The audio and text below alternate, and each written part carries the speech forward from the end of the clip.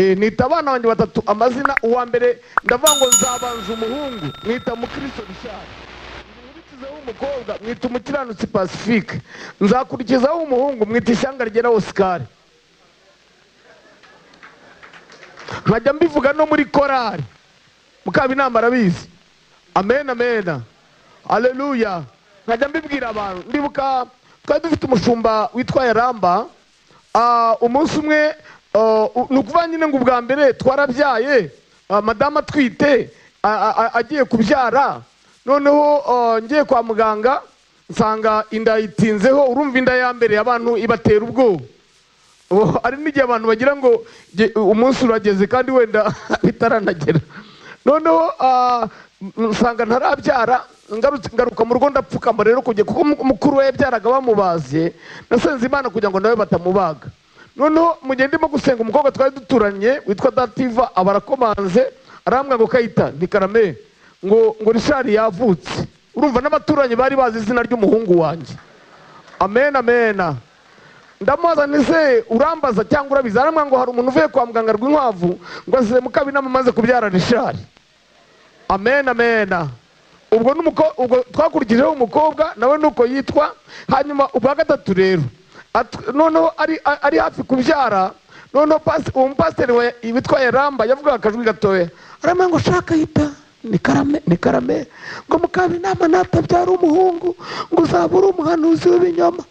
Ndambwira ni mushumba wanjye, Mukabinama natabyara umuhungu nzaba ntizera.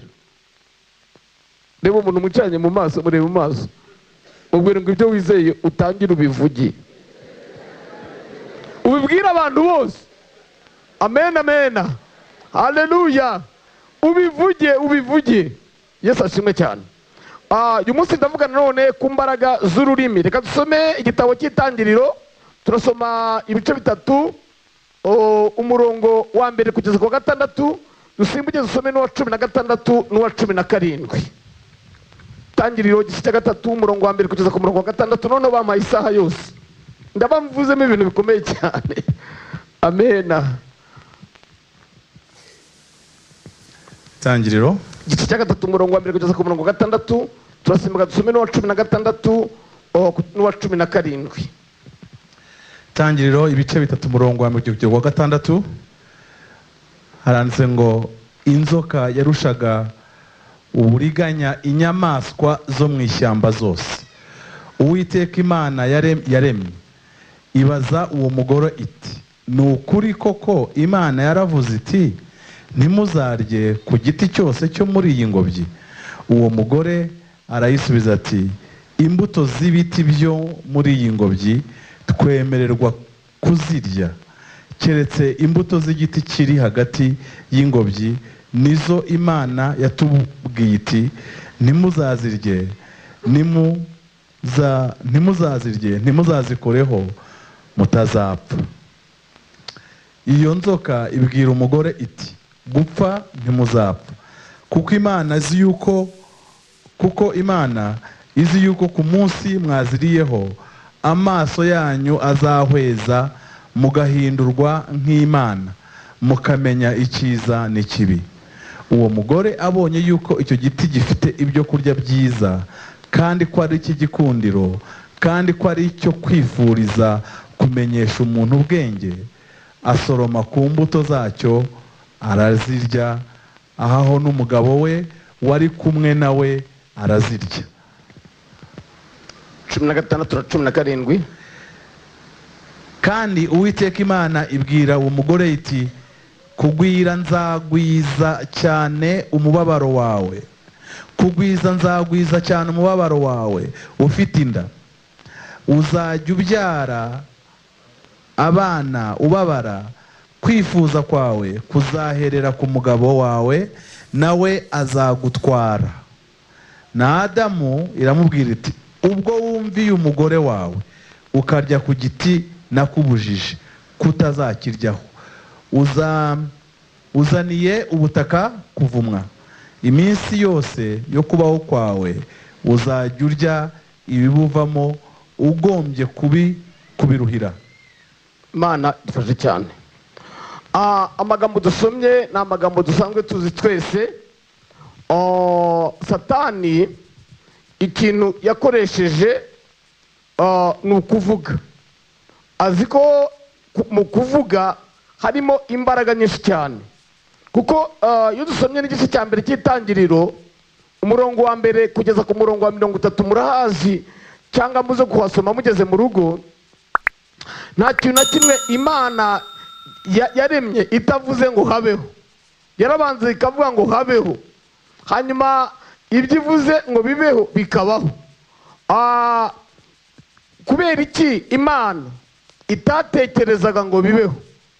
Yashobora gutekereza ibintu bikabaho, ariko Imana ko yashaka guha agaciro imbaraga zo kuvuga, hanyuma ikavuga ngo habeho. Nta kiremwa na kimwe yaremye itabanje kuvuga ngo habeho.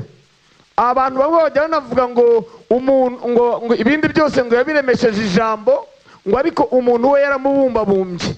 Ibyo ntabwo ari byo, yaramubumbabumbye nibyo, ariko nabwo yarabanje aravuga ngo tureme umuntu, amena, mu ishusho yacu ase natwe. Izo mbaraga rero satani arazizi, nawe arazizi. Baba ari abakozi ba satani, izo mbaraga barazizi. Ibyo bajya gukora byose barabanza bakavuga, nkumenera ibanga. N'abarozi ibyo baroga barabitongera, barabanza bakabivuga, bakabigutongeraho, bakabivuga bikagufata rwose, kagufata. Ari ijambo nari ngiye kuvuga ndaritinya, ariko ndaje ndivuge. Usibye ko ari indi nyigisho mfite iri kuri channel yanjye yitwa Ibihumuriza Ibihumbi, nayise kubaho mu buryo budasanzwe, kubaho mu buryo budasanzwe, kubera ko igihugu tujyamo ntigisanzwe, na satani duhanganye nawe ntasanzwe. Naravuze ngo ari umuntu urogwa n'uroga, bose bari ku rwego rumwe rwo hasi, bose nta kigenda. Vuga ngo nta kigenda. Bakuroga kubera iki bikagufata? Ngo pastor ngo nsengera ngo cyamfasha nigigise ngo ihembe. Oya, mbariza umuntu mucye ngo rigufata kubera iki? Rigufata kubera iki? Ninde wari haye uburenganzira? Abakobwa benshi batarashaka babahanuriye ko bazinzwe. Birashoboka ko barakuzinze, ariko kuki bakuzinga bigakunda? Kubera iki? Umugore umwe yigeze abaza bonke ngo aramaza ngo aramubwira ati pastor, ati narakijijwe, ati ariko buri gihe abadayimoni bahora bangendagenda mu mutwe, ati mba numva abadayimoni bangendagenda mu mutwe. Bonke yakunda gusubiza ibisubizo bimeze nk'ibya Yesu. Iyo atangira gusubiza wagira ngo agiye wagira ngo ntiyumvise ikibazo. Ngo aramubwira ngo nkiri umwana ngo nakundaga isupu cyane, ngo nakunda kwicara mu gikoni, ngo aho iwacu batetse inyama, ngo nkabona ngo nakunda kubona isupu ngo yamenetse ku mashyiga, ngo hanyuma nkabona isazi zicaye ku mashyiga zirya iyo supu yamenetseho. Ngo ariko ubuzima bwanjye bwose sinigeze mbona isazi zicara ku mashyiga ashyushye. Ntabwo mwabyumvishe? Reba umuntu mucyane mubwira ngo nta sazi yicara ku mashyiga ashyushye. Impamvu amahembe akuniga ni uko ukonje, impamvu abadayimoni bagufata ni uko ukonje. Hanyuma amen, haleluya, haleluya. Abakozi ba satani bazi imbaraga zo kuvuga. N'abantu barwana baravuga neza, baravuga no mu gisirikare baravuga, imitwe ihanganye iravuga. Urumva abantu bakavuga, kuvuga, vuga ngo kuvuga. Mu rurimi harimo imbaraga zikomeye cyane.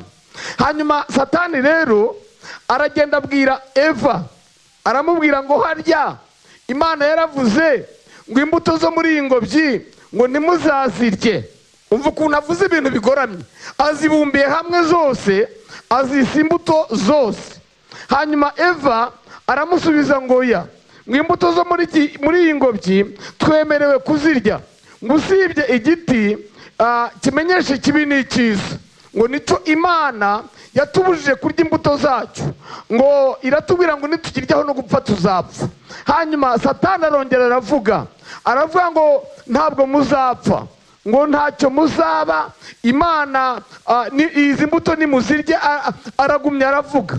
Hanyuma ikintu kibabaje kandi giteye agahinda, Eva araceceka ntiyongera kuvuga.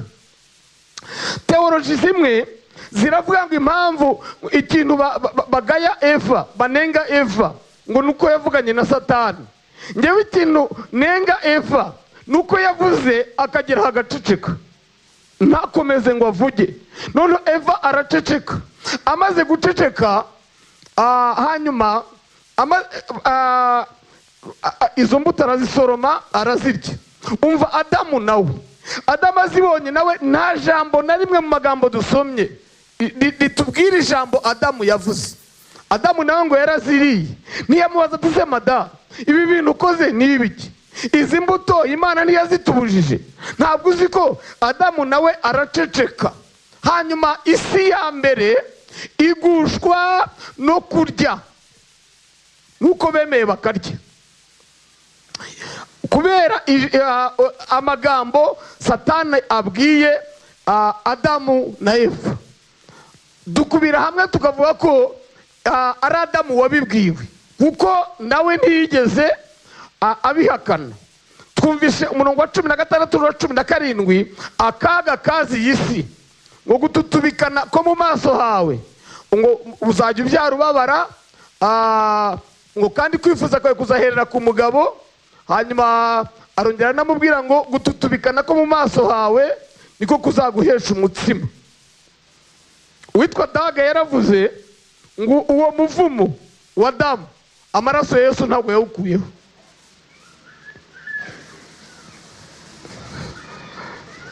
Hari umudamu usibye wenda bakubaza utabyara babara, kandi waruzuye umwuka wera uvuga no mu ndimi, warakiriye Yesu.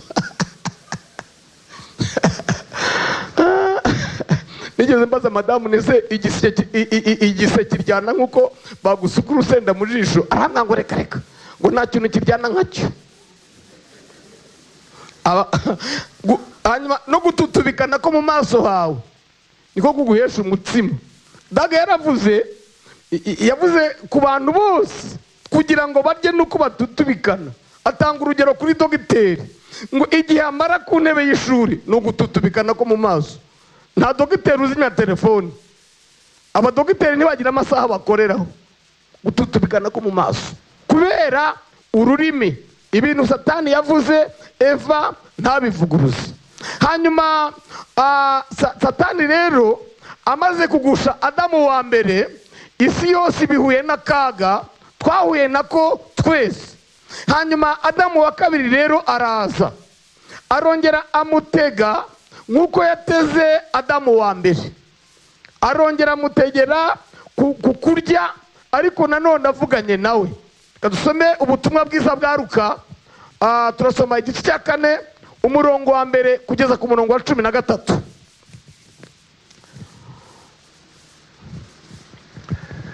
Luka ibice 4 murongo wa mbere kugeza ku wa 13.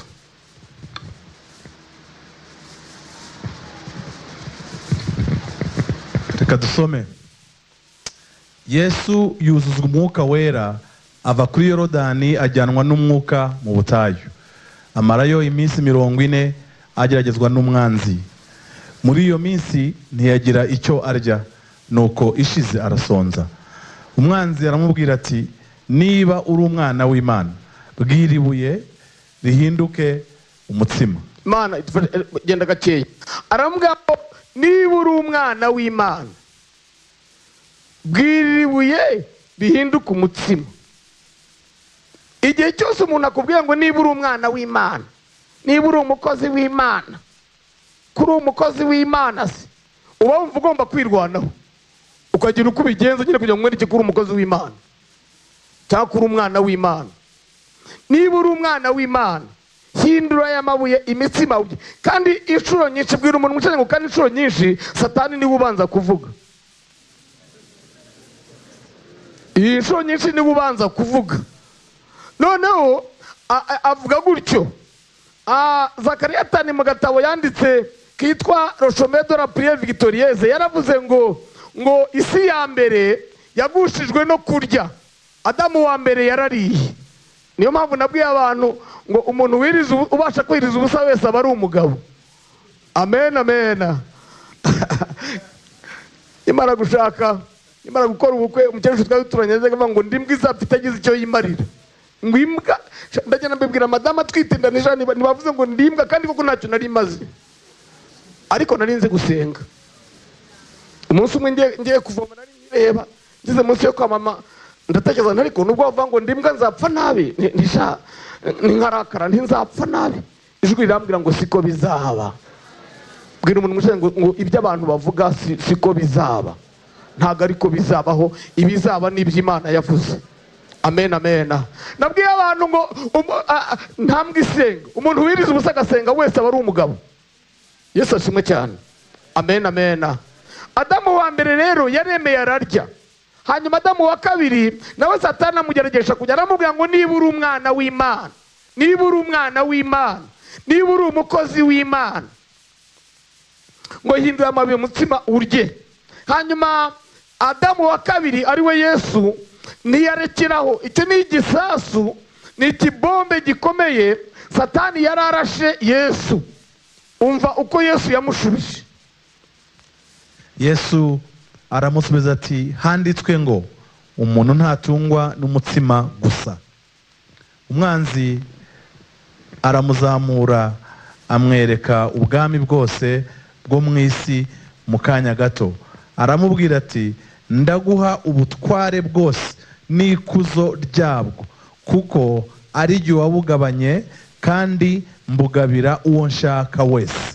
Nuko numfukamira ukandamya buriya bwose buraba ubwawe. Yesu aramusubiza ati handitswe ngo uramye Uwiteka Imana yawe aba ariyo ukorera yonyine. Amujyana i Yerusalemu amuhagarika ku gasongero k'urusengero aramubwira ati niba uri umwana w'Imana ijugunye hasi kuko handitswe ngo izagutegekera abamarayika bayo bakurinde kandi ngo bazakuramira mu maboko yabo ngo udakubita ikirenge ku ibuye. Yesu aramusubiza ati haravuzwe ngo ntukagerageze Uwiteka Imana yawe. Umwanzi arangije ibyo amugerageresha byose aramureka amutega ikindi gihe. Imana idufashe cyane. Satani ubwa mbere yarambwiye ngo niba uri umwana w'Imana hindura aya mabuye imitsima urye. Yesu aramubwira ngo handitswe ngo umuntu ntatungwa n'umutsima gusa. Amena, haleluya. Amen. Hanyuma Satani ngo arongera amujyana amugeza ku gasongero aramubwira ngo nupfuka mukandamya ubu bwami bwose ndabuguha. Yesu arongera aramubwira ngo haranditswe ngo genda ngo ujye upfukamira Uwiteka gusa. Amina. Ngo ntukagerageze Uwiteka Imana. Imana ishimwe cyane. Ubwo agatungo arongera aramubwira ngo nusimbuka ukijugunya hasi. Amen, haleluya, ngo ubutware bwose ndabuguha. Yesu aramubwira ngo haravuzwe ngo ntukagerageze Uwiteka Imana yawe. Satani yabaga yabanje kuvuga. Amen. Satani ubanza kuvuga kenshi akabanza agakongorera akakubwira ujye umusubiza nawe. Hari igihe yajya mvugisha ndi jyenyine mu mutima ngahita mvuga cyane ngahita mvuga ngo ndabyanze ndaguhakaniye mu izina rya Yesu. Amena, haleluya, haleluya. Hanyuma Adamu wa kabiri atsindisha iyi ntambara yo kuvuga. Mu ntambara mu yigisho mu ntambara yo mu mwuka ururimi n'urw'ingenzi cyane. Ururimi rw'abizera n'ururimi rukomeye. Nukuvuga ngo niba abakozi ba Satani yararukoresheje akoreka isi ya mbere, hanyuma Yesu Kristo akarukoresha akadukiza. Ubu Yesu twizeye turimo kwiga kwizera Yesu Kristo ni ukubera ibi bintu byabereye mu butayu. niko yavuze amagambo akomeye avuguruza ibyo Satani byose yari yavuze. Ntabwo yabaye nka Eva wavuze inshuro imwe gusa hanyuma Satani akaba ari uvuga nyuma ye. Bwira umuntu mwicaye ngo ntukemere ko Satani avuga nyuma yawe. Niwe ubanza kuvuga ariko nawe ujye uvuga. Ni ukuvuga ngo nakomeza akavuga nawe ukomeze uvuge. Nimushaka muvuge umunsi wose. Amen, amen. Haleluya, haleluya. Yesu niwe waherutse kuvuga. Amaze kuvuga Satani ngo aramureka amutega ikindi gihe. Imana idufashe cyane. Niko Satani akora. Niyo umutsinze rimwe ntagakureka agutega ikindi gihe. Yesu ashimwe cyane. Hanyuma imbaraga ziri mu rurimi ni imbaraga zikomeye cyane. Ijambo ry'Imana riravuga ngo nukuri bishimwa mu bigawa uzaba nk'akanwa k'Imana. Hanyuma rimwe mu mahame ane agenga itegeko ryo kwizera, andi atatu ntimuyambaze nzayavuga ngarutse. Rimwe mu mahame ane ni ukugira imvugo nk'iy'Imana, kwita ibitariho nk'aho bihari, guhamagara ibidahari nk'aho bihari. Haleluya. Kwita ibitariho bivuze ngo kwita ibitariho nk'aho biriho. Abaroma 4:17 abandika muhandike haravuga ngo Aburahamu wo imbere ye yizeye izura abapfuye yita ibitariho nk'aho ari ibiriho. Amen. Ugomba gutangira guhamagara ibintu bihari nk'aho bidahari.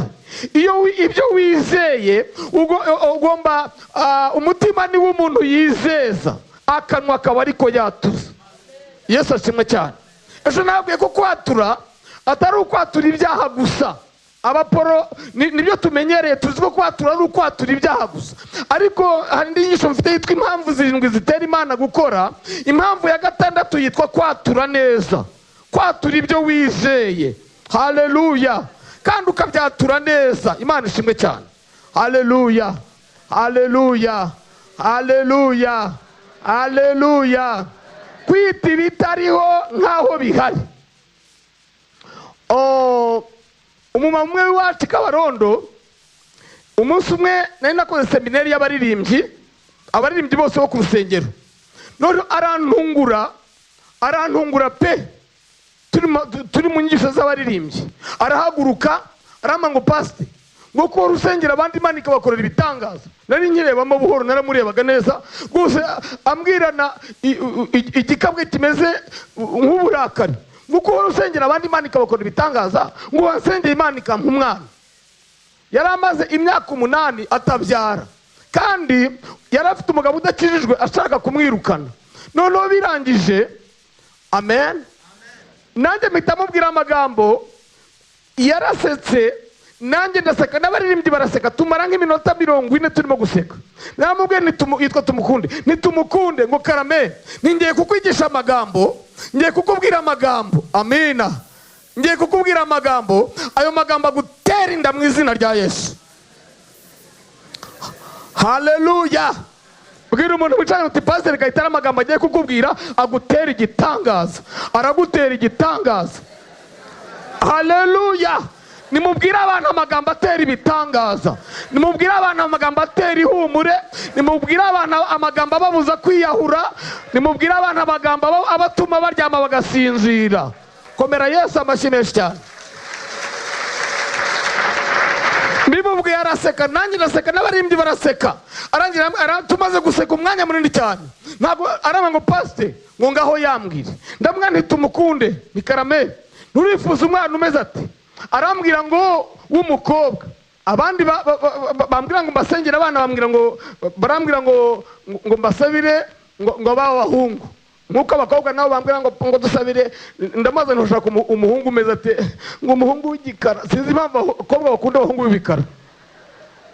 Nta muhungu urambwira umukobwa w'inzobe. Nta mukobwa urambwira umukobwa w'inzobe. Nta mukobwa urambwira umuhungu w'inzobe. Bambwira abahungu b'ibikara.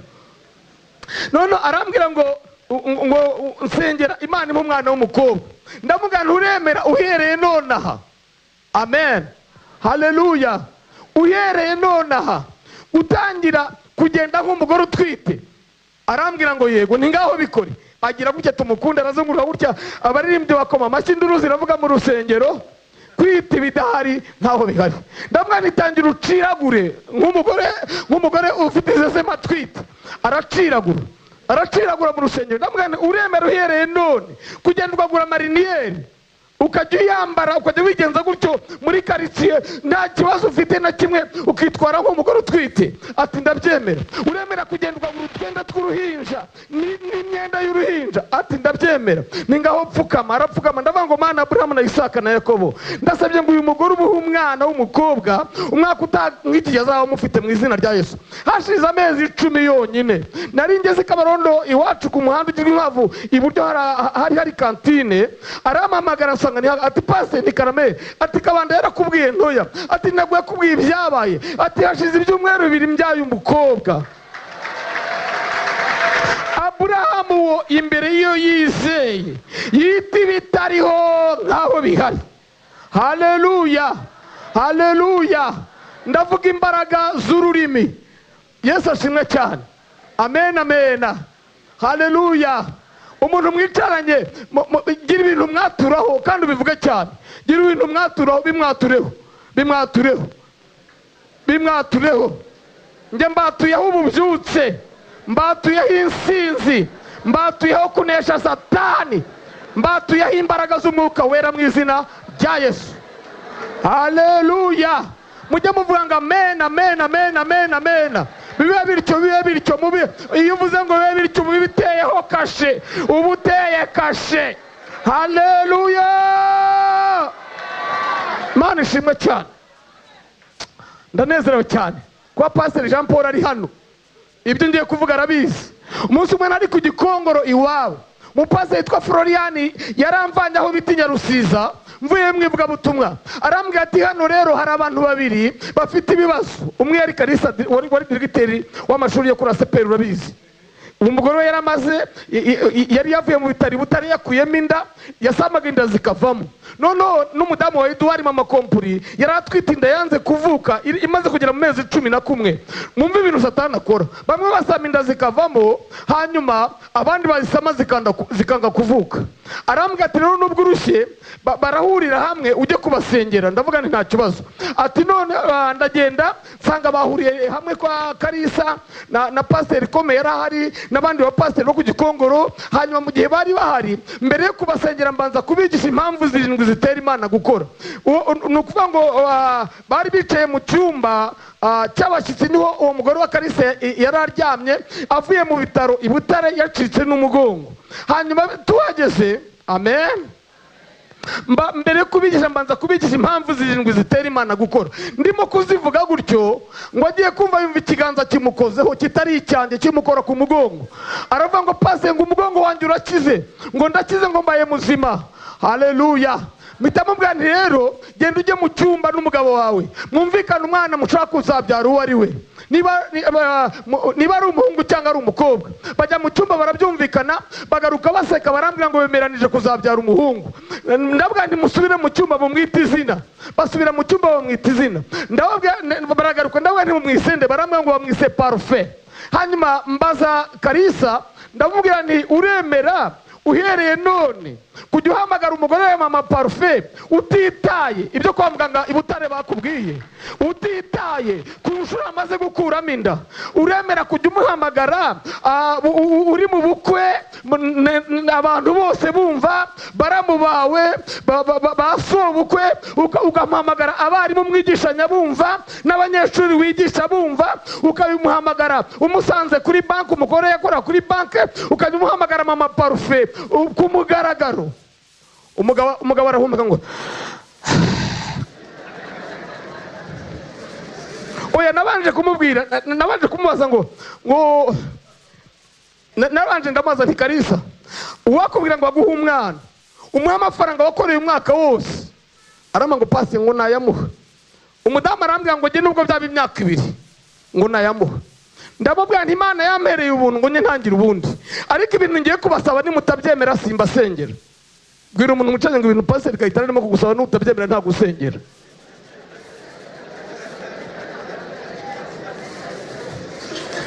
Amen, amen. Noneho birangije barambwira ngo barabyemeye. Ndavuga nti rero Imana yamereye ubuntu ngo njye ntangira ubundi nta mafaranga ngiye kubaca, ariko uremera kujya uhamagara umugore wawe mama parufe gutyo? Ati ndabyemeye. Mbaza umugore nturemera uhereye none kujya uhamagara umugabo wawe papa parufe utitaye ku nshuro umaze gukuramo inda, utitaye ibyo kwa muganga i Butare bakubwiye, ukajya ubimuhamagara gusanze kuri banke, ukabimuhamagara umusanze ku ishuri, ukabimuhamagara abakozi bo mu rugo babyumva? Ati ndabyemeye. Mbwira umugabo rero bimuhamagara inshuro 7. Ati mama parufe mu cyumba abantu bakoma amashyi benshi cyane, abarokore batangira kuvuga mu ndimi. N'umugore ahamagara umugabo. Mbwira umugabo ntufata telefone yawe, sibamo izina ry'umugore, andikamo mama parufe. Ararisiba yandika mama parufe. Mbwira n'umugore nisiba izina ry'umugabo wawe, wandikemo papa parufe. Haleluya. Nuko ndabwira ni mupfukame. Barapfukama nabasengera kandi ndavuga ngo Mana ya Abrahamu na Isaka na Yakobo waremye abagabo n'abagore ngo babyare. Kutabyara ntago ari umugambi wawe. Negetse abadayimoni bakuramo inda za mama parufe ngo bamurekure asame inda ya parufe. Umwaka utanga iki gihe azaba akikiye parufe mu izina rya Yesu. Hari mu kwezi kwa 11. Hanyuma mpindukirana mama kompiri yatwitinira bigera nkahangaha, nawe murambikaho ibiganza ndavuga ngo Mana ya Abrahamu na Isaka na Yakobo waremye abagore ngo bajye babyarira amezi 9. Ibirenze amezi 9 ntago ari ibyawe, ni iby'abadayimoni. Buryo birenze 9 biba ari ibya Satani, na mbere yaho ntago biba ari iby'Imana. Ntago biba biri mu Satani aba yabyivanzemo. Noneho ndavuga ngo ntegetse abadayimoni bafashe inda ya mama kompiri ngo bayirekure. Noneho ndimo kuvuze ngo bayirekure, nibuka ijambo witwa Steven Mutua yari amaze iminsi atwigishije, atubwira ngo faith is now not tomorrow. Nimuvuga icyongereza mwese ariko. Faith is now not tomorrow. Igitangaza ni none ntabwo ari ejo. Kubohoka ni none sejo. Gukira indwara ni none sejo. Gusama inda ni none sejo. Niba ushaka urubyaro utangire uhurwe nonaha, utangire uciragure nonaha. Amen amen. Niba ari umugabo wa mukobwa utangire utereka amaso, utangire kugira repeta ngo ndamwemeye, ujye ubirepeta. Niba ari akazi utangire kwifata nk'umukozi. Niba uri umusigaro ushaka kuzamurwa mu ntera, utangire kwitwara nka fande, wivugishe za sona za bayidawe nyinshi. Imbaraga z'ururimi. Ndavuga ngo ntegetse abadayimoni bafashe inda mu makompuri ngo bayirekure none. Ibise bize none. Mama kompuri abyare none. Mu izina rya Yesu. Byari 4:40. Ndababwira ngo nimutahe nonaha, nimutinda arabyarira mu nzira. Ahita haguruka vuba na vuba n'umugabo we, baradusezera baragenda. Saa 5 afatwa n'ibise, saa 6 z'ijoro arabyara. Ndavuga imbaraga z'ururimi, imbaraga zo kurema kw'amagambo. Amina amina. Abrahamu imbere yize yita ibitariho nk'aho ari ibiriho. Umuntu wicaye ibumoso bwawe ariko mumbariza izina rye. Umuntu wicaye ibumoso bwawe mumbariza izina rye rwose, umubwire ko umukunda, umubwire ko yakoze kuza mu nzu y'Imana, nawe umubwire iryawe, nawe umubwire izina ryawe. Haleluya haleluya haleluya haleluya. Yari kubwiye mumuhamagara umuvuze mu izina, muhamagara umuvuze mu izina, mubwire uko mumbwirira, mubwire ngo kwizera ni none. Tangira wite ibidahari nkaho bihari, wifate nkaho byabaye, wigendeshe nkaho byabaye. Yesu ashimwe cyane. Murashaka mbabwire ibya mama parufe cyangwa nzabibabwire ngarutse? Hashize amezi 10 mu kundi kwezi kwa 11 nari Kabarondo, Kanimba muzi Jean Paul, Kanimba Esdras yakoraga muri, yari directeur financier muri Sonarwa, nawe n'umunyagikongoro. Arantelefona ngo Pastor Kayitare ntikarame ngo kwa Kalisa baguhamagaye ntoya, ngo ntabwo uzi byabaye ntoya, ngo ubu tuvugana ni ngo parufe yavutse. Navuga imbaraga z'ururimi rw'abizera, ururimi imbaraga z'ururimi rw'abizera. Haleluya haleluya. Hashize imyaka 2 nandi bakwigisha mu Gakinjiro, ubu buhamya ndabutanga. Hanyuma abantu bo ku Gikongoro batelefona Kalisa. Hanyuma nimugoroba njyamye arampamagara ngo Pastor Kayitare, abantu bantelefonnye bambaza ko dusengeye tukabyara parufe. Nti ati ubu rero icyo ngira ngo nkubwire, nti ati tuvuye muri maternity maternite twabyaye na parufete. Tangira wita ibidahari nkaho bihari. Haleluya. Hari intambara ikomeye yabaye hagati y'ururimi rw'uwasizwe n'ururimi rw'igihanda. Amen, amen. Kadusome Samweli wa mbere 17. Turahera ku murongo wa 23 kugeza ku murongo wa 31. Samweli wa mbere 17. Uhere ku murongo wa 23 kugeza ku 31. Oh, haleluya. Hamagara umuntu mwicanye muvuze mu izina, ndi umwibuka, muhamagara umuvuze mu izina, muhamagara umuvuze mu izina, mubwire ngo akira ururimi rw'uwigishijwe, akira ururimi rw'uwigishijwe. Mubwire ngo mu rurimi rwawe harimo imbaraga niba wizera Yesu Kristo, niba wizera Yesu Kristo mu rurimi rwawe harimo imbaraga. Haleluya. Mubwire ngo tangira uhamagara ibidahari nkaho bihari, tangira wita ibitariho nkaho bihari. Akiganira nabo muri ako kanya, ya ntwari y'umufilisitiya w'Igati witwaga Goliyati asohoka mu ngabo z'abafilisitiya, atangira kwiyamirira nk'uko asanzwe. Dawidi arabyumva. Umeze ugeze ku murongo wa 31. Abisirayeli bose bamurabutswe bashya ubwoba, baramuhunga. Abisirayeli baravuga bati, aho mubona uriya mugabo, aho mubona uriya mugabo uzamutse, ni ukuri azanywe no gusuzugura Isirayeli. Umuntu uri bumwice, umwami azamugororera ubutunzi bwinshi, amushyingira umukobwa we, kandi azaha inzu ya se umudendezo muri Isirayeli. Maze Dawidi avugana n'abantu bamuhagaze iruhande ati, uzica umufilisitiya agakuraho Isirayeli igitutsi, bazamugororera bate? Mbese umufilisitiya utakebwe usuzugura ingabo z'Imana ihoraho ni muntu ki? Abantu baramusubiza bati, uko niko bazagororera umuntu uzamwica. Maze Eliyabu mukuru we w'imfura ya se yumvise Dawidi avugana n'abo bantu, uburakari buramuzabiranya, aramubaza ati, wazanywe n'iki? Mbese bwa butama wabusigiye nde mu butayu? Nzi ubwibone bwawe n'agasuzuguro ko mu mutima wawe, kuko wazanywe no kureba intambara. Dawidi aramusubiza ati, mbese ngize nte? Aho nta yindi mpamvu. Amutera umugongo, yerekera undi, nawe amubaza bene ibyo. Abantu basubiza batyo nk'ubwa mbere. Ayo magambo bumvise Dawidi avuga bayashengerana kwa Sawuli. Abyumvise aramutumira. Dawidi abwira Sawuli ati, ntihagire ukurwa umutima nawe, umugaragu wawe ngiye kurwana n'uwo mufilisitiya. Amen. Yesu ashimwe cyane. Aha iyi nkuru murayizi uhereye ku murongo wa mbere. Goliyati uyu nguyu yari igihanda, akomoka ku Banaki, akomoka ku nkomoko z'Abanaki. Aba Banaki bavuga ko batari abantu neza, rwari uruvange rw'abadayimoni n'abantu. Igitabo cya Enoki kitanditse muri Bibiliya ariko Bibiliya yemera. Urumva ibintu mvuze? Ntabwo cyanditse muri Bibiliya ariko Bibiliya iracyemera, kuko mu rwandiko rwa Yuda Enoki aramuvuga nawe akabavugaho gake. Ibicu bitagira amazi, inkuge, bameze nk'abantu nk'abo. Avuga ko abo bantu bakomoka ku ruvange rw'abamarayika baciwe, bambaye imibiri bakarongora abana b'abantu.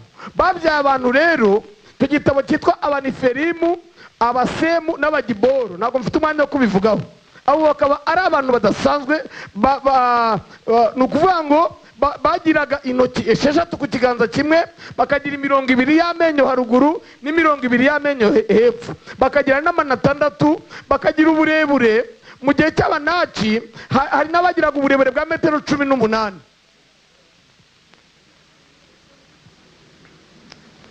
metero 18 z'uburebure. Ni ukuvuga ngo iyo bari bateye ubwoba rero. Abo bantu rero nyuma y'umwuzure ntago bakomeje kungana gutyo, ariko iyo myuka n'ubiba mu bantu bagira ubugome budasanzwe, bagira ubugome budasanzwe, bagira imbaraga zidasanzwe zo mu buryo bw'imyuka. Abo bantu rero nukuvuga ngo ni abahungu ba Satani n'abakobwa be. Nta wundi muntu wabashobora usibye abagabo n'abagore nanone badasanzwe, usibye abantu babyawe n'Imana, abahungu n'abakobwa b'Imana nibo bajya bashobora ibyo bihanda. Haleluya, haleluya.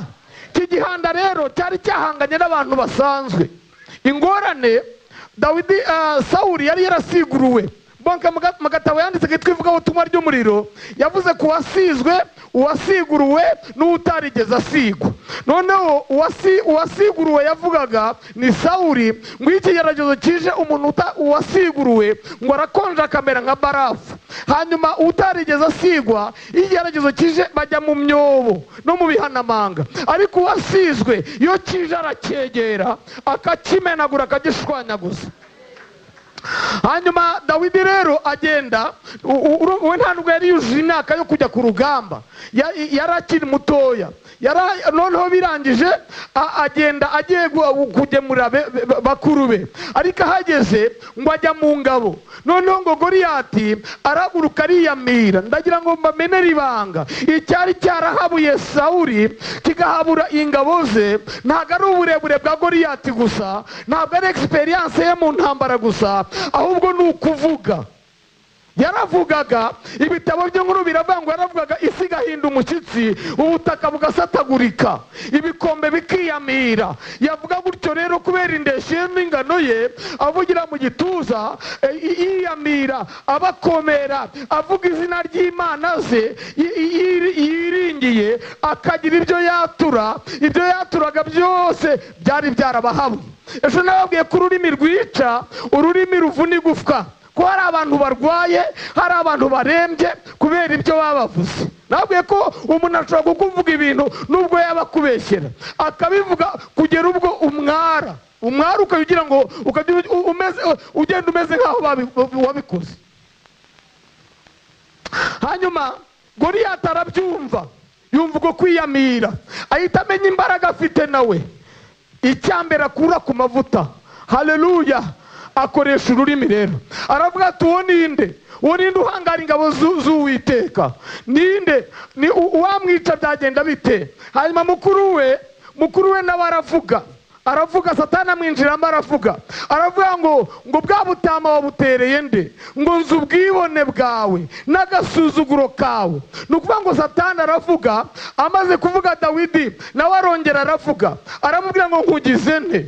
Nkoze iki gihe wamutera umugongo? Ahindukira abandi bantu arakomeza akavuga, arabaza ngo harya uwarwanya Umufilisitiya akamwica bizagenda bite? Abantu nabo baravuga, avuga ngo abantu baravuga cawe, abantu baravuga we. Ariko natwe nimureka tuvuga, dore ko dufite n'uruvugiro, tukaba dufite ibyo tuvuga kuko twizera Yesu Kristo. Haleluya, haleluya. Dawidi arakomeza aravuga. Ayo magambo yavugaga rero bayageza kwa Sawuli, amutumaho. Imana ishimwe cyane. Ijambo rya mbere Dawidi yamubwiye, yaramubwiye ngo ntihagire ukurwa umutima n'uwo Mufilisitiya. Imana ishimwe cyane. Hamagara umuntu mwicanye umuvuze mu izina, muhamagara umuvuze mu izina, nkubwira uko mumbwirira. Mubwira ngo uhereye none ntuzongere gukurwa umutima n'Abafilisitiya, ntuzongere gukurwa umutima n'abarozi, ntuzongere gukurwa umutima n'ibyo bakuvuga. Nawe ufite imbaraga mu rurimi rwawe, ufite imbaraga nk'uwizera Yesu, ufite imbaraga nk'umuntu ufite ururimi rwigishijwe. Haleluya. Ntihagire ukurwa umutima nawe. Yesu ashimwe. Shyira ikiganza ku mutima wawe, ubwira ngo mutima wanjye subira mu gitereko, subira mu gitereko, mfite ururimi rw'abigishijwe. Haleluya, haleluya, haleluya. Ntihagire umuntu ukurwa umutima na Satani. Hosiyana nibo baririmbye ngo Satani yaratsinzwe, turabihamya abamukorera, barishwa n'ubusa, umugabo w'abami ku musaraba izina rye ni Yesu, yatsinze Satani, yatsinze Satani, yatsinze Satani, Satani nakajya batera ubwoba. Amen. Haleluya, haleluya, haleluya, haleluya. Sawuli arakomeza aravuga nawe, aramubwira ngo ntiwashobora. Nuko Satani avuga, ahora avuga ngo ibi ntibyashoboka, ntiwashobora, ibi ntiwabibasha. Umuvugabutumwa w'umuholandi witwa John Masaba yaravuze ngo uwamuha uburenganzira muri Académie Française ijambo impossible ngo IM yayikuraho.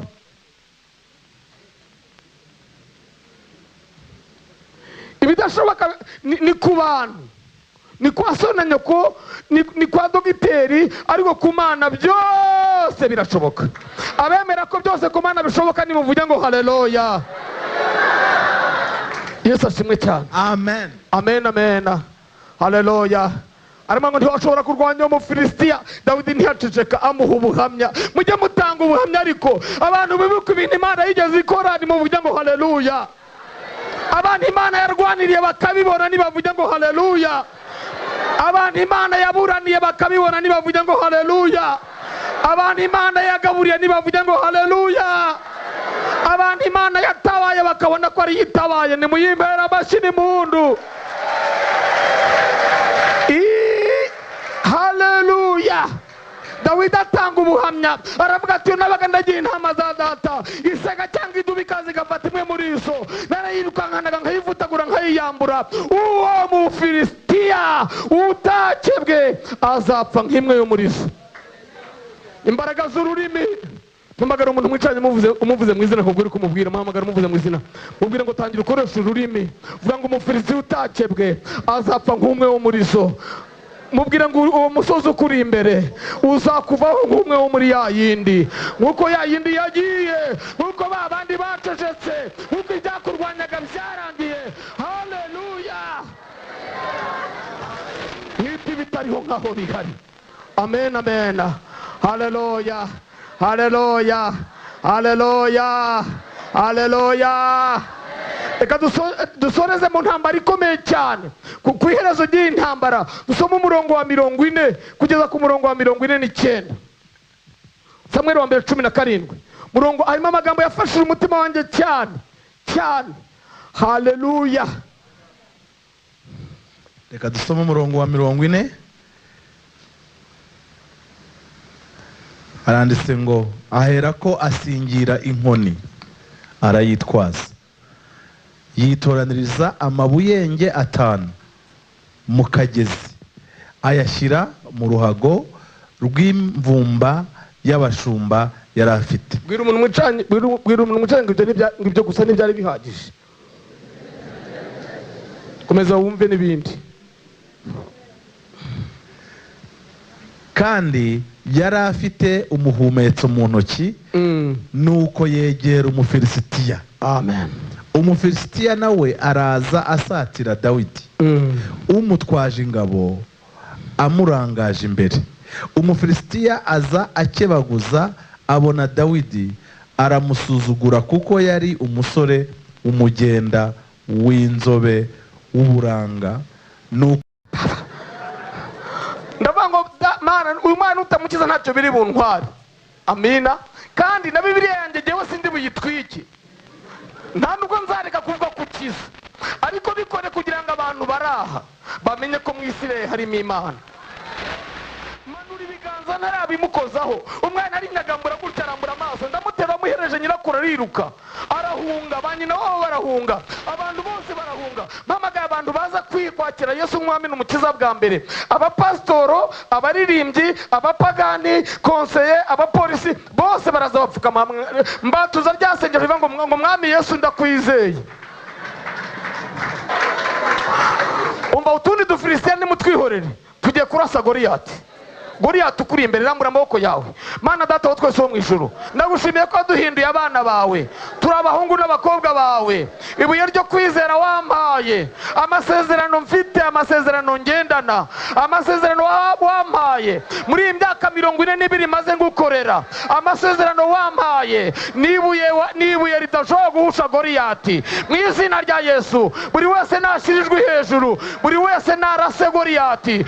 Ibi abandi bafilisitiya bihorere. Reba kiriya kikuzengereje, reba kiriya kiguhagaze imbere, reba kiriya gitona mu mutima ukagukuka, reba kiriya kivuga ubwoba bukakwica, reba kiriya gisigaye gituma urara udasinziriye, reba kiriya gisigaye gituma utaba amahoro, reba kiriya gituma urwara pressure, reba kiriya hari ibuye kaba mu mvumba yawe. Mana, mu izina rya Yesu Kristo w'i Nazareti, mu izina rya Yesu risumba n'ibasida, turakubita hasi Goliyati, Goliyati uri imbere y'itorero, Goliyati uri imbere y'ingo, Goliyati uri imbere y'ubucuruzi bwa buri muntu, Goliyati uri imbere y'imiryango, Goliyati uri imbere y'urubyaro rwawe, Goliyati uhagaze imbere y'amasezerano yawe. Mu izina rya Yesu, uyu munsi turamukubita hasi, ndetse n'abandi bafilisitiya, kugira ngo abaturanyi, abavandimwe, inshuti, abo dukorana, abo dusengana, abo turirimbana, bamenye ko mu Isirayeli hari Imana, Mana yacu, bimenyekane ko ari wowe Mana, Mugabe w'amahanga. Mu izina rya Yesu Kristo, turi imbere yawe muri aya masengesho, dukoreshe imbaraga z'ururimi waduhaye. Handitswe ngo tuzakandagira inzoka na sikoropiyo. Niyo mpamvu dukandagira inzoka na sikoropiyo n'imbaraga z'umwanzi zose. Handitswe ngo haleluya, handitswe ngo Uwiteka niwe mwungeri wacu, ntabwo tuzagena. Mu izina rya Yesu, handitswe ngo ntituzarama. Tayazore bolia tanga laboria shitara boria. Tewiyazai wayafaya laboria. Tewisika rabolia. Satani ntacyo dutwaye, twitwaje amabuye. Harimo amabuye nge kandi rimwe rirahagije. Goliyati hasi, Goliyati tugukubise hasi. Dawidi aravuga, turarasa ubushomeri, aravuga ngo dore barunamye baragwa, turarasa kutizera. Abadayimoni barunamye baragwa, ababisha bacu barunamye baragwa, ibiduhiga birunamye biragwa. Twebwe turahagurutse turemye, turita ibidahari nkaho bihari. Turahagurutse turemye, ibyanditswe byera, Yesu n'amabuye dufite, n'amabuye twahawe. Haleluya.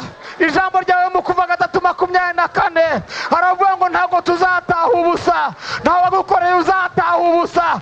Mu izina rya Yesu, turi imbere yawe, turakubita hasi Goliyati, urwanya ubwoko bw'Imana, Goliyati urwanya imiryango, Goliyati urwanya ababyeyi, Goliyati urwanya buri muntu hano. Tumukubise hasi mu izina rya Yesu, mu izina rya Yesu. Ntabwo bishoboka ko twangara, ntabwo byashoboka ko twangara.